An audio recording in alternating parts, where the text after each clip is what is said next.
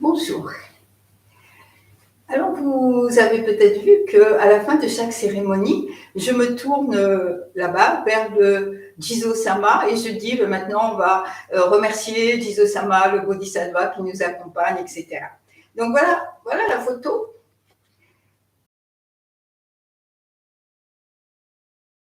Voilà la photo du Jizo-sama qui est à la demeure sans limite.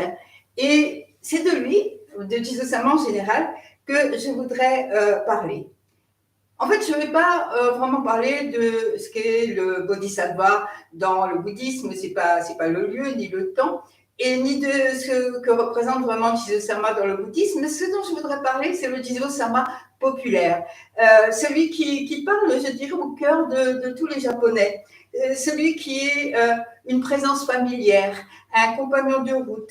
Et bon, moi, je l'appelle Jizo-sama, c'est Jizo Bosatsu, Bosatsu c'est bodhisattva. Moi, je l'appelle Jizo-sama, ce qui est un terme, je pense, j'espère que je ne me trompe pas, mais plus affectueux en quelque sorte, parce qu'il y a quelque chose de très affectueux dans ce petit bodhisattva. Il est grand comme ça, il est grand comme un enfant, on va voir sa relation avec les enfants, et en même temps, il est un bodhisattva. Alors, au départ, il est un guide. Il est un guide au sens spirituel du terme, il nous accompagne sur la voie de l'éveil. Et puis de là, donc, dans le bouddhisme populaire, quelque chose de très concret, il est devenu le guide des voyageurs, le protecteur des voyageurs. Alors, on le croise sur les chemins, on le croise au carrefour ou simplement comme ça dans la campagne. Et dans les temples, il y a parfois des plein comme ça. J'ai mis des photos et j'ai mis ce texte et puis des photos sur le blog de Nous asseoir ensemble, si vous voulez aller voir, ou sinon vous allez trouver en tapant Jizo-sama dans n'importe quel moteur de recherche. Donc dans les temples, il y a plein de Jizo-sama et il est celui qui fait passer du monde humain au monde des dieux, on va dire.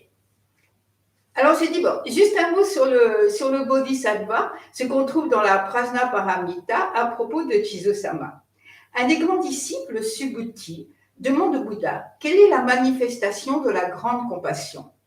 Le Bouddha répond, c'est que le Bodhisattva, le grand être, en marche sur la voie du Bodhisattva, pense, par amour pour le bien de chaque vivant, je veux séjourner dans les enfers pour des siècles aussi innombrables que les grains de sable du Gange pour y faire l'expérience de toutes les souffrances.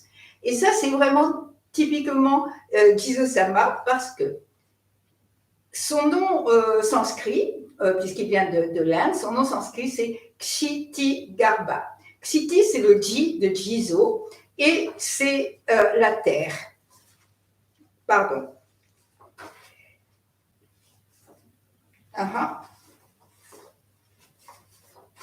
Voilà. Et c'est la terre qui est la terre nourricière, la terre qui nous porte, la terre qui est vaste, la terre qui donne de la force. Et c'est aussi en s'appuyant sur la terre que le Bouddha a pris à témoin de sa capacité d'éveil. Donc la terre, c'est quelque chose qui nous protège, qui nous nourrit et qui nous porte. Ça, c'est la première partie de son nom, Ji. Et la seconde partie, Garbha, c'est-à-dire Zo en japonais, c'est à la fois la matrice et ce qui est le contenu, l'embryon de la matrice. Ce qui fait que Jizo-sama, c'est celui qui porte en lui les vertus de la terre. Et donc, parce qu'il est relié à la terre de cette façon-là, eh bien, il est relié principalement au monde souterrain, ce qui est sous terre. Et ce qui est sous terre, forcément, ce sont les enfers. Et Jizo-sama est vraiment le bodhisattva qui nous aide à trouver notre chemin pour sortir de l'enfer. Mais, pardon.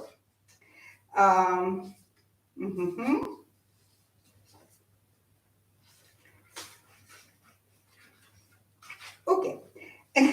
Donc, on le trouve donc en enfer, mais on le trouve aussi dans les 6 autres mondes qui sont décrits dans le bouddhisme, dans la route du samsara, dont je vais parler tout à l'heure. Mais pour l'instant, ce qui m'intéresse, c'est l'enfer.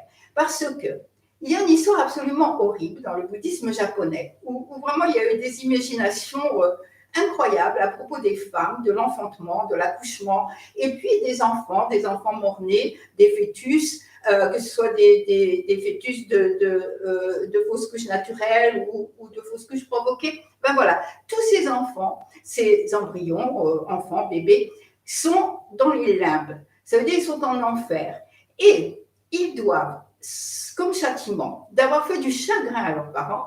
C'est absolument incroyable. Ils doivent, comme châtiment, monter des tas de pierres comme ça. Et puis, il y a un gardien des enfers qui vient, qui fait tomber le tas de pierres et il recommence. C'est une histoire horrible.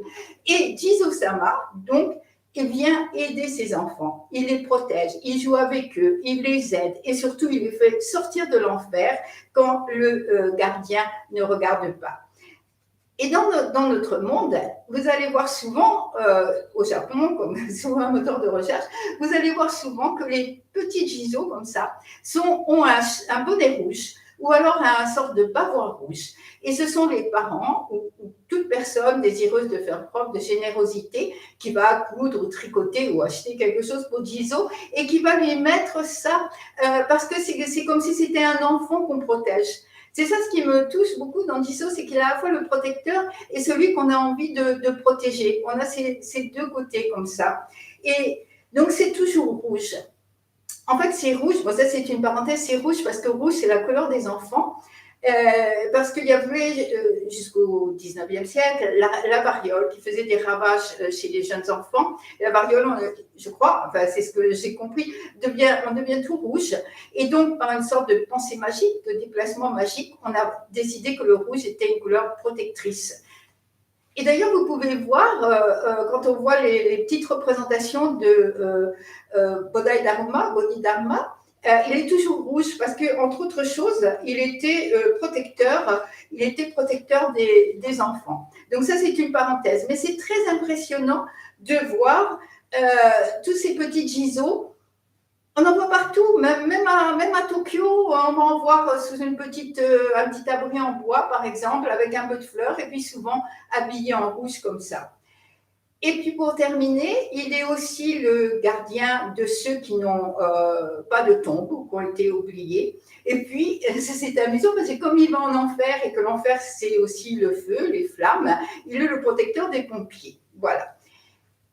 Ce qui est intéressant, c'est que enfin, c'est un peu contradictoire parce que je viens de parler des enfants, de ces histoires terribles des enfants, tout ça, mais il n'y a absolument rien de morbide ni de triste. Jizo-sama, et ça c'est vraiment quelque chose de très répandu pour tous les Japonais, qu'ils soient bouddhistes, vraiment bouddhistes ou pas, c'est un conte populaire encore une fois. Jizo-sama c'est une figure populaire et il est un ami, il est un protecteur, on va lui sourire, c'est un réconfort, c'est une silhouette attendue au carrefour.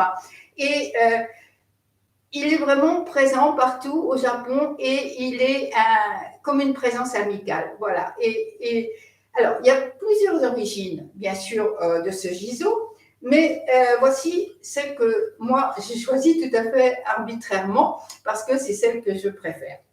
C'est l'histoire d'une jeune fille brahmane qui, sachant sa mère en enfer, parce qu'elle avait fait plein de mauvaises actions, sa mère, et entre autres, elle mangeait beaucoup de viande, et elle, comme ça, les poulets, enfin tout ça, et elle résolut de la sauver.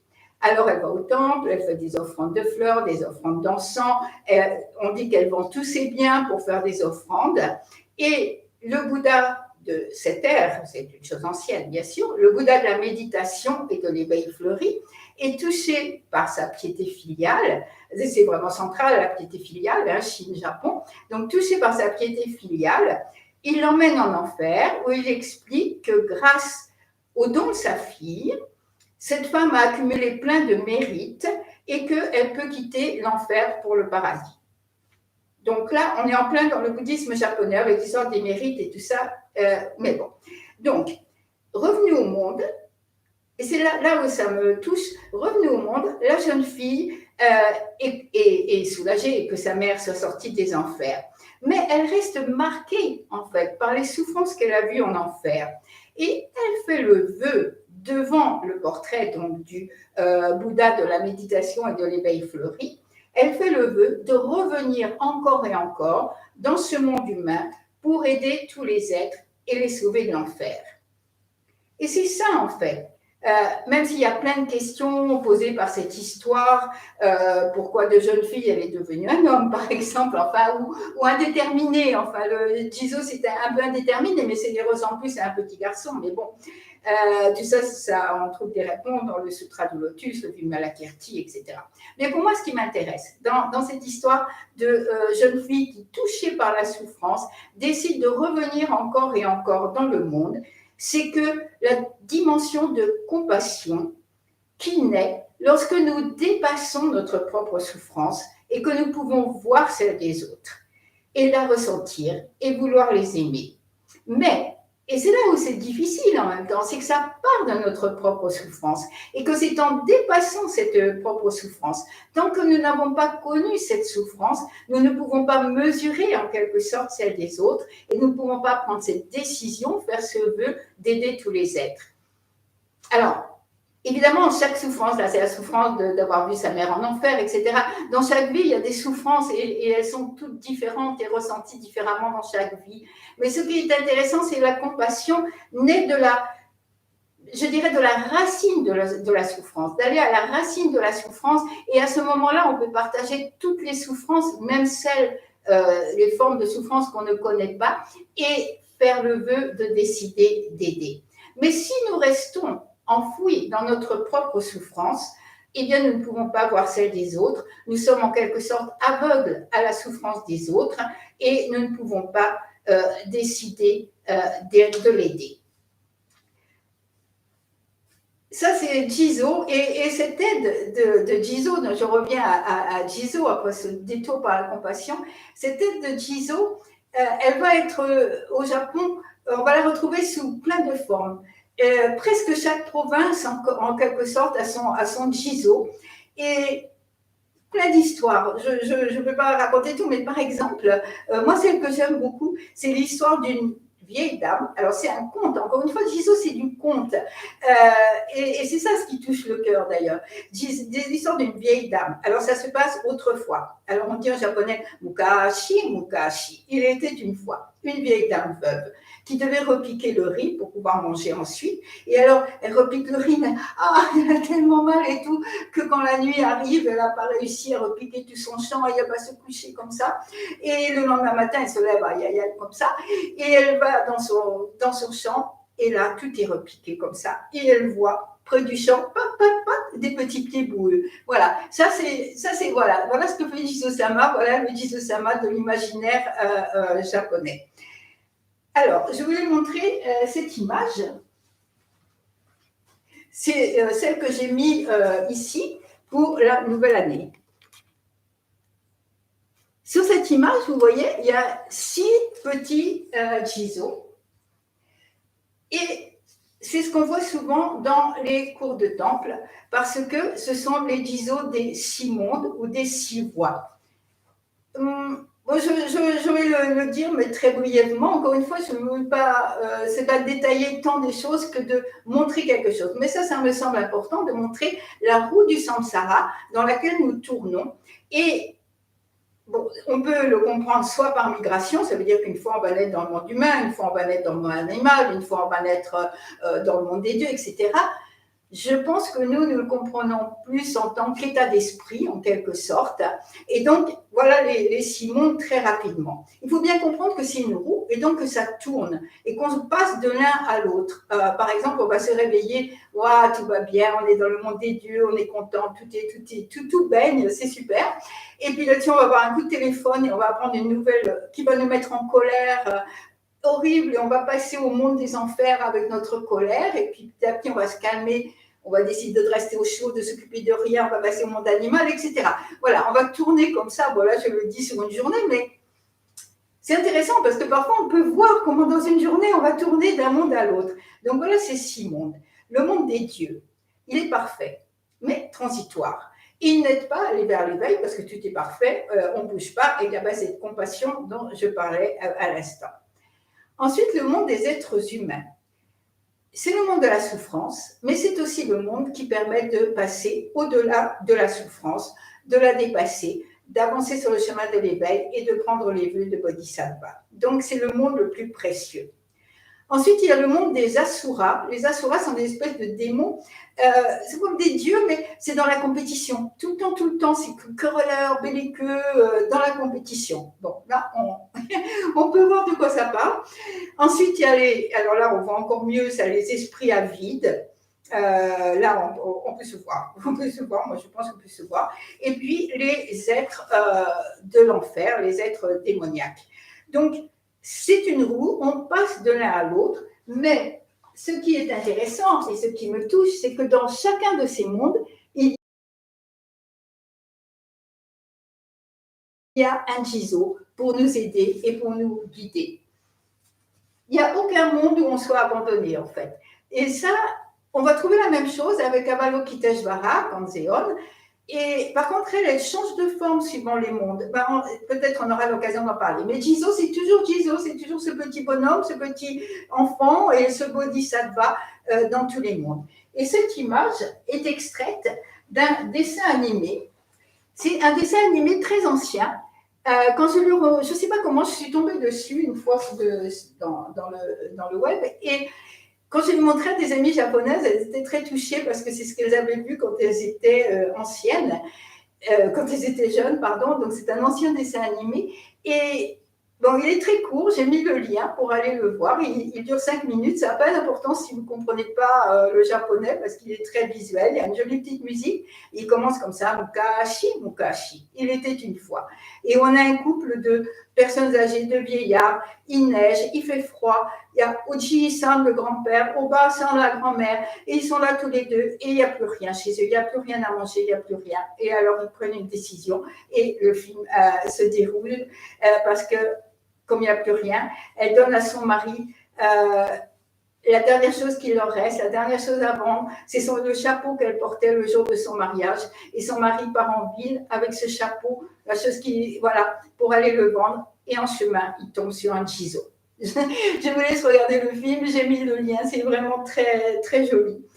Et puis, si vous voulez en savoir plus sur le Jizo, il y a une émission de sagesse bouddhiste avec Choke Sensei de la demeure sans limite qui s'appelle Jizo, le Bodhisattva qui nous accompagne. Et j'ai mis le lien également, à la fois dans YouTube, mais aussi tout ce texte, des photos sont dans le blog de Nous asseoir ensemble. Voilà. Donc le matin, je voulais expliquer pourquoi le matin, ça me faisait plaisir de me tourner vers Jizo, de sourire à ce Bodhisattva qui est tout simple, très proche. On chante un dharani, une formule comme ça, bon, pas trop de sens. Moi, je le fais un peu par fidélité parce qu'on le fait au Japon, donc je le fais aussi, ça me fait plaisir parce que Jizo-sama, c'est beaucoup le Japon. Voilà. Voilà ce dont je voulais parler aujourd'hui. Et je rappelle, en parenthèse,